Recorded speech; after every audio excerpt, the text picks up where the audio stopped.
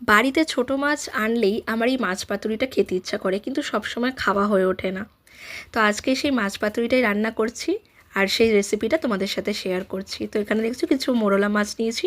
তোমরা যে কোনো ধরনের ছোট মাছ খেতে পারো, মানে পাতুরি করে রান্না করতে পারো। তো আমি এখানে মাছটাকে নুন হলুদ মাখিয়ে নিয়েছি, তার মধ্যে টমেটো কুচি, চিড়ে দেওয়া কাঁচা লঙ্কা, রসুন কুচি আর পেঁয়াজ কুচি, স্বাদ মতো নুন, পরিমাণ মতো হলুদ গুঁড়ো, ধনে গুঁড়ো, জিরে গুঁড়ো আর সর্ষের তেল দিয়ে ভালো করে মাছটাকে মাখিয়ে নেব। আর কলা পাতাটাকেও আমি একটু সেঁকে নিয়েছি, তো সেঁকে নিলে কলা পাতাটা একটু নরম হয়। আর ওটাকে ভালো করে একটা ভিজা ন্যাকড়া দিয়ে পুছে দিচ্ছি।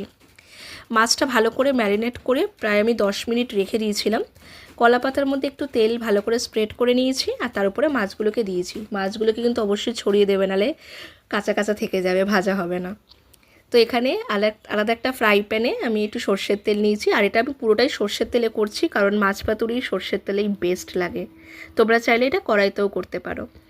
তা কড়াই তেলটা একটু গরম হওয়ার পরে আমি কলা পাতাটা মাছ শুদ্ধ বসিয়ে দিয়েছি, একটু ফ্লিপ করে নিচ্ছি, আর উপর থেকে ছোটো ছোটো দুটো কলা পাতা চাপা দিয়েছি। ঢাকা দিয়ে কম আছে প্রায় 10 মিনিট করে এক একটা পিঠ করব। দেখলাম 10 মিনিট পর উল্টা দেখলাম বেশ অনেকটাই ভাজা ভাজা হয়ে গেছে।